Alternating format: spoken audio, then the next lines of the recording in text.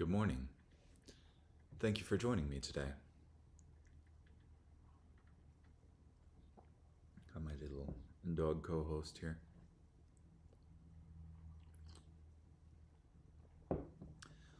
This morning we'll be in John chapter 18, verse 25, through chapter 19, verse 22.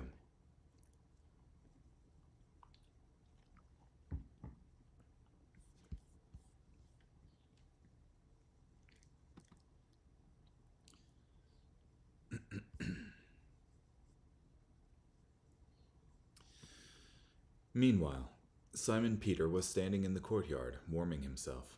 They said to him, "You aren't one of his disciples too, are you?" Peter denied it. "I am not." One of the high priest's slaves, a relative of the man whose ear Peter had cut off, said, "Did I not see you in the orchard with him?" Then Peter denied it again, and immediately a rooster crowed. Then they brought Jesus from Caiaphas to the Roman governor's residence. Now it was very early in the morning. They did not go into the governor's residence, so they would not be ceremonially defiled, but could eat the Passover meal. So Pilate came outside to them and said, "What accusation do you bring against this man?" They replied, "If this man were not a criminal, we would not have handed him over to you." Pilate told them, "Take him yourselves and pass judgment on him according to your law." The Jewish leaders replied, "We cannot legally put anyone to death." This happened to fulfill the word Jesus had spoken when he indicated what kind of death he was going to die. So Pilate went back into the governor's residence, summoned Jesus, and asked him, "Are you the king of the Jews?" Jesus replied, "Are you saying this on your own initiative, or have others told you about me?" Pilate answered, "I'm not a Jew, am I? Your own people and your chief priests have handed you over to me. What have you done?" Jesus replied, "My kingdom is not from this world. If my kingdom were from this world, my servants would be fighting to keep me from being handed over to the Jewish authorities. But as it is, my kingdom is not from here." Then Pilate said, "So you are a king?" Jesus replied, "You say that I am a king. For this reason I was born, and for this reason I came into the world, to testify to the truth. Everyone who belongs to the truth listens to my voice." Pilate asked, "What is truth?"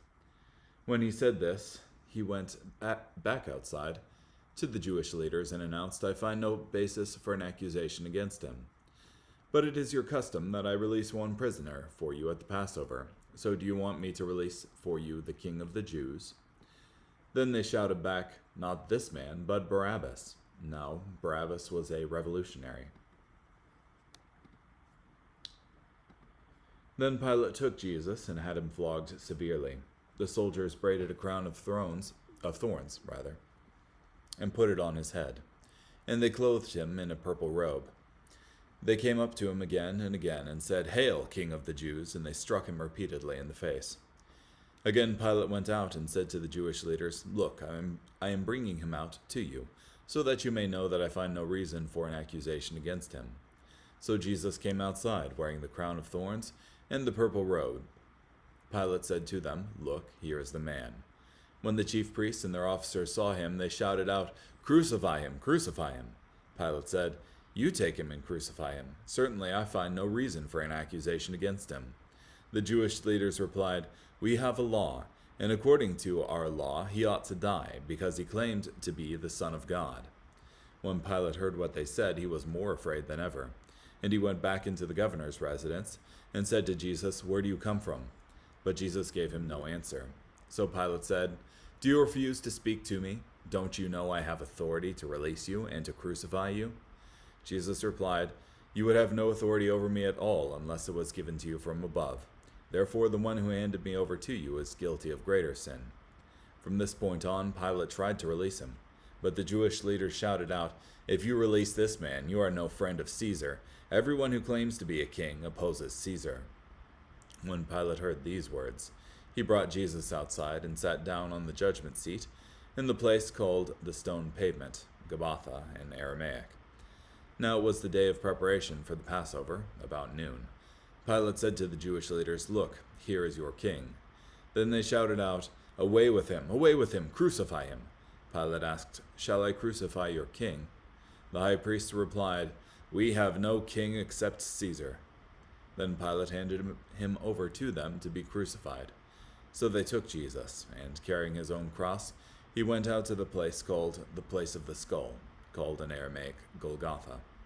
When they crucified him, they crucified him, along with 2 others, one on each side, with Jesus in the middle. Pilate also had a notice written and fastened to the cross, which read, Jesus the Nazarene, the King of the Jews. Thus many of the Jewish residents of Jerusalem read this notice, because the place where Jesus was crucified was near the city, and the notice was written in Aramaic, Latin, and Greek. Then the chief priests of the Jews said to Pilate, Do not write, the King of the Jews, but rather, this man said, I am King of the Jews. Pilate answered, What I have written, I have written. Yeah.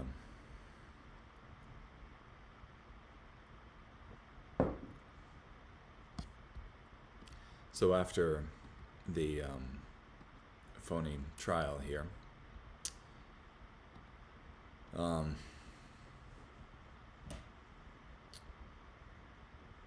Jesus is whisked away to somebody who can actually have the authority to put him to death, and that's Pilate here. And John's gospel doesn't have kind of the push and pull with Herod and Pilate sending him back and forth to each other there. But nevertheless, the outcome here is the same. Rather than accepting Jesus back as the prisoner that was returned to the Jews on the Passover, you have them demanding his crucifixion. Which, yeah, very terrible.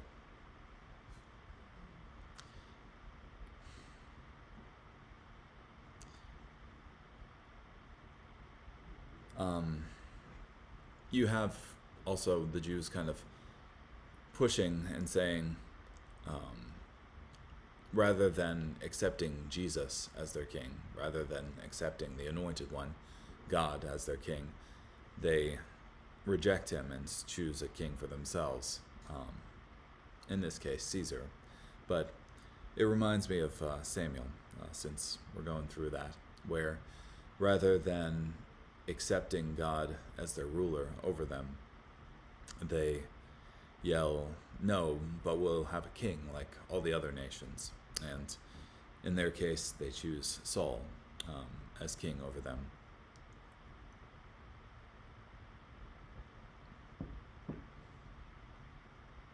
Yeah.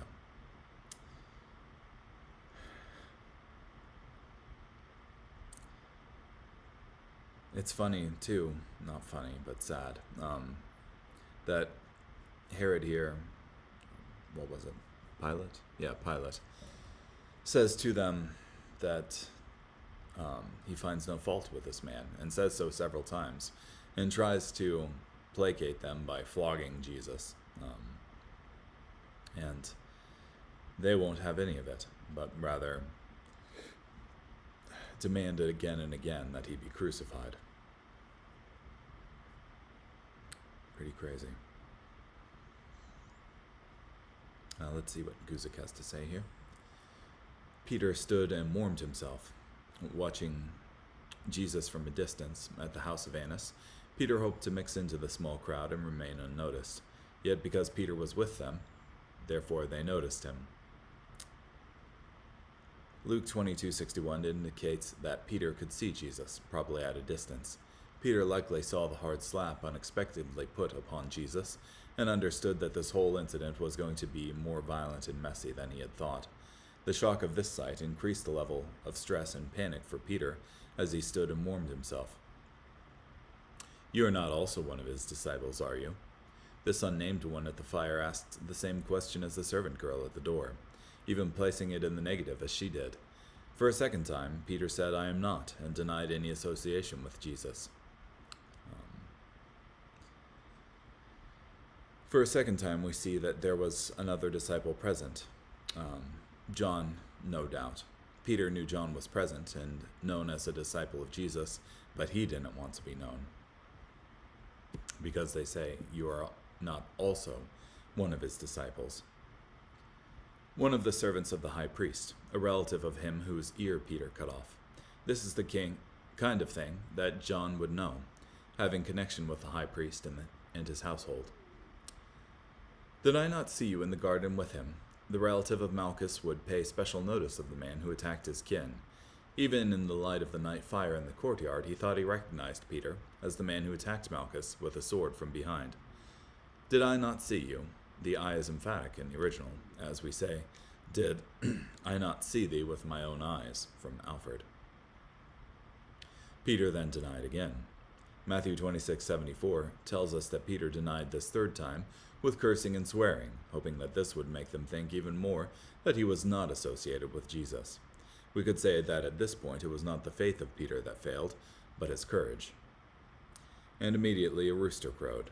This fulfilled what Jesus said in John 13:38, and must have immediately reminded Peter of the prediction Jesus made in the upper room. They led Jesus from Caiaphas. After interrogation, Annas sent Jesus to Caiaphas for a trial in two parts. The first was a hastily gathered assembly of the council, recorded in Matthew 26:57 and 68. The second was the official daylight meeting of the Sanhedrin, from Luke 22:66. The Gospel of John mentions only that Jesus was sent to Caiaphas, and then Caiaphas sent Jesus on to Pilate. John focused on the appearance of Jesus before the Roman leader, Pontius Pilate. To the praetorium, the word described the headquarters of Pilate in Jerusalem, likely at the Roman fortress Antonia, where Pilate held court and conducted public business. The term praetorium denotes the headquarters of a Roman military governor, as the governor of Judea was, in a Roman camp. The praetorium was the commander's headquarters in the center of the camp, from Bruce. Philo tells us that on one occasion, Pilate hung up shields in Herod's palace. Some years later, Florus, when governor, lodged in the same palace. The evidence is not enough to prove that Pilate must have lodged there, and the whole matter must be regarded as uncertain, from Morris. Interesting. They themselves did not go into the praetorium, lest they should be defiled. John used an ironic touch to expose the hypocrisy of the Jewish leaders. They refused to break relatively small commands regarding ceremonial defilement, but broke much greater commands in rejecting God's Messiah and condemning an innocent man to death. Yeah, but at least you're not ceremonially unclean. Wouldn't want that. The examination began, therefore, in the open air in front of the building. From Dodds. Putrid hypocrisy. They stand upon legal defilements and care not to defile their consciences with innocent blood. What is this but to strain at a gnat and swallow a camel? From Trapp. Indeed. Westcott conjectures that John may well have entered the praetorium, and this have been in a position to observe what was going on. From Morris. That they might eat the Passover. This statement introduces a controversy, namely this, was the Last Supper a Passover meal, and was Jesus crucified on the Passover or the day following? The statement in John 18:28 seems to indicate that Passover was the coming day, the day Jesus would be crucified, and that the Last Supper was the day before Passover. Yet several passages seem to indicate that the Last Supper was a Passover meal. The best solution to this difficult chronological problem seems to be that Jesus was crucified on the Passover, and the meal they had the night before was, as Passover meal, held after sunset, the start of the day in Jewish reckoning. We can speculate that Passover lambs were sacrificed on both days, a necessity due to the massive number of lambs sacrificed in Jerusalem at the temple on Passover, later described by Josephus as being more than 200,000. Bishop Pierce supposes that it was lawful for the Jews to eat the paschal lamb any time before the evening of Thursday and that of Friday. He conjectures, too, that this permission was necessary on account of the immense number of lambs which were to be killed for that purpose. From Clark. Tasker suggested another possibility. It may be, however, that by the Passover, in this verse, the whole Passover festival, which lasted 7 days, is meant. and that the expression eat the Passover refers not to the main Passover meal, which may have already taken place, but to the remaining meals that would be taken in the Passover season. Pilate then went out to them. The religious leaders had reason to expect a favorable result as they brought Jesus to the Roman governor Pontius Pilate. Secular history presents Pilate as a cruel, ruthless man, completely insensitive to the moral feelings of others. Pilate had married a granddaughter of Caesar Augustus. If it were not for his influential connections through marriage, he would never have come even to the relatively insignificant post he held as procurator of Judea from Boise. Philo, the ancient Jewish scholar from Alexandria, described Pilate. His corruption, his acts of insolence, his rapine, his habit of insulting people, his cruelty, his continual murders of people, untried and uncondemned, and his never-ending, gratuitous, and most grievous inhumanity, from Barclay. He was a weak man who tried to cover up his weakness by a show of obstinacy and violence. His period of office was marked by several savage outbreaks of bloodshed. What accusations do you bring against this man? Consistent with Roman character, Pilate spoke directly to the matter at hand. He demanded to know the accusation. John recorded their evasion of the question. If he were not an evildoer, we would not have delivered him up to you.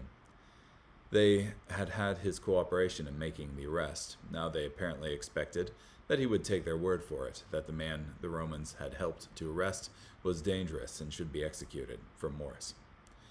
So they did not wish to make Pilate the judge, but the executor of the sentence, which they had already illegally passed, from Clark.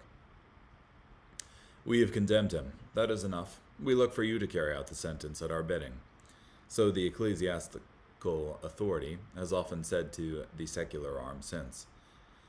And unfortunately, the civil authority has not always been as wise as Pilate was, from McLaren. You take him and judge him according to your law. Pilate responded to their evasion by telling them to resolve the matter themselves.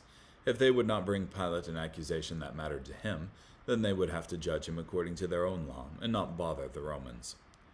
John does not record it, but eventually the religious leaders did give a more specific answer to Pilate's demand for an accusation. We found this fellow perverting the nation and forbidding to pay taxes to Caesar, saying that he himself is Christ, a king. It is not lawful for us to put anyone to death. Without yet answering Pilate's demand for a specific accusation, the religious leaders explained why they did not want to judge him according to their own law. They wanted Jesus dead, and the Romans did not allow them to execute the guilty under their own law. Josephus tells us that it was lawful to hold a court of judgment in capital cases without the consent of the procurator, from Alfred. There were times when the religious leaders risked the disapproval of the Roman authorities and executed those they considered guilty without permission. Acts 7:54-60 records one such execution by stoning. When the Jewish leaders did put someone to death in this unauthorized way, it was generally by stoning. The religious leaders may have in part pressed for crucifixion to bring the curse of Deuteronomy 21, 22, and 23 upon Jesus. He did bear that curse to redeem us from the curse of the law. And as a reminder, in Deuteronomy 21, verses 22 and 23, it says, And if a man have committed a sin worthy of death, and he be put to death, and you hang him on a tree, his body shall not remain all night upon the tree, but you shall in any ways bury him that day. For he that is hanged is accursed of God, that thy land not be defiled, which the Lord thy God gives you for inheritance. The power of life and death was, in all probability, taken from the Jews when Archelaus, king of Judea, was banished to Vienna, and Judea was made a Roman province, and this happened more than 50 years before the destruction of Jerusalem, from Clark. That the saying of Jesus might be fulfilled. Their demand that Jesus die a Roman death of crucifixion would fulfill Jesus' own words, "If I be lifted up," in John 3:14. If the Jews had put Jesus to death, he would have been stoned to death, and this prophecy about the manner of his death would not have been fulfilled. John pointed to the answer of a question If the enemies of Jesus were among the Jewish religious leaders, then why did he die a Roman death of crucifixion? John described much opposition to Jesus, but none of it from the Romans. The series of events leading to his death by crucifixion was somewhat strange and interesting. Yeah, the fact that they're taking him to these various night trials and different authorities and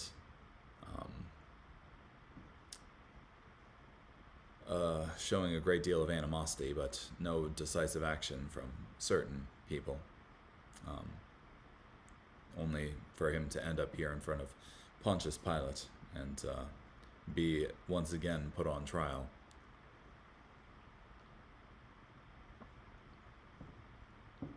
Then Pilate entered the praetorium again. John combined the two appearances of Jesus before Pilate, separated by an appearance of Jesus before Herod Antipas. Pilate hoped to give this problem to Herod because he ruled over Galilee, where Jesus was from. Herod sent Jesus back to Pilate, and this is the likely start of the second appearance. "Are you the king of the Jews?" Pilate was already involved in this case, having sent a detachment of many Roman troops to arrest Jesus. This was his first look at the man the religious leaders claimed was dangerous, yet Pilate's question revealed doubt. Pilate had seen wild revolutionaries who claimed to be kings. Speaking of the anarchy in Judea, which follows Herod's death in 4 BC, Josephus says, "Anyone might make himself king by putting himself at the head of a band of rebels whom he fell in with," from Bruce. Yeah. He asked this question because Jesus didn't look like a revolutionary or a criminal. These were the only types who would be foolish enough to claim to be the king of the Jews, in the face of Roman domination. Pilate had seen these kinds of men before and knew Jesus was not like them. Pilate had expected to meet a sullen or belligerent rebel, and met instead the calm majesty of confident superiority. He could not reconcile the character of the prisoner with the charge brought against him, from Tenney. "Are you speaking for yourself?" Jesus wanted to know if Pilate really wanted to know, or if he asked the question on behalf of those who already condemned Jesus. The answer could be different depending on where his question came from. If Pilate asked it of himself, the question would have meant, "Art thou a political king, conspiring against Caesar?" If he had asked it of Caiaphas, prompting it would have meant, "Art thou the Messianic king of Israel?" The answer to the first question would have been no. The answer to the second question, yes.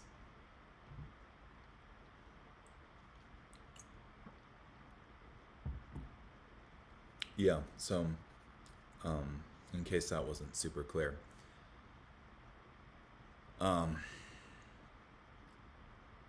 When Pilate asks if Jesus is a king, essentially what he would have in mind is a political king, one who was conspiring against Caesar for the throne, one who had aspirations of attaining this sort of military dominance that the Jews were interested in and thought that the Messiah would bring. And in this regard, no, he's not that king. But if they meant, "Are you the Messianic king of Israel?" the one anointed by God to bring this reconciliation between God and man, then yes. And indeed, in that regard, he is a great king. And in regard to the first, he will do that at his second coming. What have you done? Pilate said that he, as a Roman, had no interest in Jewish spiritual or social ideas. Pilate simply understood that if the religious leaders wanted Jesus dead, he must have done something wrong, and he wanted to find out what that was. Jesus could have given a wonderful answer to the question, "What have you done?" He was without sin, never doing wrong against God or man. He healed the sick, gave sight to the blind, calmed the storm, walked on the water, fed the multitude, defeated demons, and raised the dead. He taught the truth so clearly and powerfully that it astonished his listeners. He fearlessly confronted corruption. He poured his life into a few men who were destined, in God's plan to turn the world upside down, or right side up. He did not come to be served, but to serve, and to give his life a ransom for many. Strange to ask the prisoner what he has done. It had been well for Pilate if he had held fast by that question and based his judgment resolutely on its answer, from Clarion. My kingdom is not of this world. Jesus plainly told Pilate that he was a king, and could say, my kingdom. He also plainly told Pilate that his kingdom was not a rival political kingdom. It was, and is, not of this world. In contrast to the kingdoms of this world, the kingdom of Jesus originates in heaven. In contrast to the kingdoms of this world, the kingdom of Jesus has peace for its foundation. If my kingdom were of this world, my servants would fight. There is no denial that his kingdom is over this world, but that it is to be established by this world's power, from Alfred. Rather, it's, not to be established through political fighting here. My kingdom is not from here. We may imagine that Pilate was relieved and satisfied to hear that the kingdom of Jesus was not from here. Pilate may have concluded that Rome therefore had nothing to fear from Jesus and his kingdom. Romans thought they knew about kingdoms and their might, that armies, navies, swords, and battles measured the strength of kingdoms. What Jesus knew was that his kingdom, though not of this world, was mightier than Rome, and would continue to expand and influence when Rome passed away. My kingdom is not from here. Augustine observed from this verse that earthly kingdoms are based upon force, pride, the love of human praise, the desire for domination, and self-interest, all displayed by Pilate and the Roman Empire. The heavenly kingdom, exemplified by Jesus and the cross, is based on love, sacrifice, humility, and righteousness, and is to the Jews a stumbling block, and to the Gentiles foolishness, from 1 Corinthians 1:23. The obvious inference from his words would be that he came into the world from another realm, that whoever did not listen to him would not be characterized by truth, and that if Pilate really wanted to know what the truth was, he would give Jesus his earnest attention, from Tenney. Are you a king, then? This was the statement that interested Pilate. He didn't mind religious leaders among the Jews, even crazy ones, as long as they kept the peace and did not challenge the rule of Rome. A rival king might challenge, and Pilate wanted to investigate this. The word thou in Pilate's question is emphatic and sarcastic. Art thou, thus captured, bound, standing here as a criminal in peril of thy life, a king? From Alfred. The question could scarcely have been more sarcastic. Pilate, in his heart, despised the Jews as such, but here was poor Jew, persecuted by his own people, helpless and friendless. It sounded like mockery to talk of a kingdom in connection with him, from Spurgeon. You say rightly that I am a king. Jesus did not deny that he was a king. He insisted that he was born a king, and to be a different kind of king. He came to be a king of truth, that he should bear witness to the truth. He made an appeal to Pilate, not for acquittal or mercy, but for recognition of truth, from Tenney. It is by truth alone that I influence the minds and govern the manners of my subjects, from Clarke. For this cause I was born, and for this cause I have come into the world. Decades after this, Paul urged young Timothy with these words, Christ Jesus, who witnessed the good confession before Pontius Pilate. The good confession of Jesus was that he was a king, his kingdom came from heaven, and that it was a kingdom of eternal truth, in contrast to earthly power. For this cause I was born, and for this cause I have come into the world. I is both times emphatic, and majestically set against the preceding scornful thou of Pilate. From Alfred. Our Lord implies that he was born a king, and that he was born with a definite purpose. The words are a pregnant proof of an incarnation of the Son of God, from Alfred. Both statements can be paralleled elsewhere, but the combination is unusual and in such a situation unexpected, from Morris. What is truth? Pilate's cynical question showed he thought Jesus' claim to be a king of truth was foolish. Probably Pilate did not mean that there was no truth, but that there was no truth in the kind of spiritual kingdom Jesus represented. For Pilate, soldiers and armies were truth. Rome was truth, Caesar was truth, and political power was truth. Pilate knew his business, and to discuss the nature of truth formed no part of it, so he broke off the interrogation with the curt dismissal from Bruce. It was a way of dismissing the subject. Pilate has learned what he wants to know. Jesus is no revolutionary. He represents no danger to the state. He may be safely released, and indeed, he ought, in common justice, to be released. From Morris. What is truth? Many in our days ask Pilate's same question, but from a different perspective, noting that many things are true only on the basis of personal preference or perspective. They think all truth is personal, individual. They think there is no truth about God. There is only my truth and your truth, and one is as good as the other. Though this thinking is strong in our day, it denies the one who said, "For this cause I was born, and for this cause I have come into the world, that I should bear witness to the truth." Yeah. It certainly calls Jesus a liar. I find no fault in him at all. Pilate spoke to the religious leaders who wanted Jesus dead, and clearly told them that Jesus was not guilty. Pilate went far beyond saying that Jesus was not guilty of a crime worthy of death. He found no fault in him at all. Pilate knew Jesus was innocent. "You have a custom that I should release someone to you at the Passover."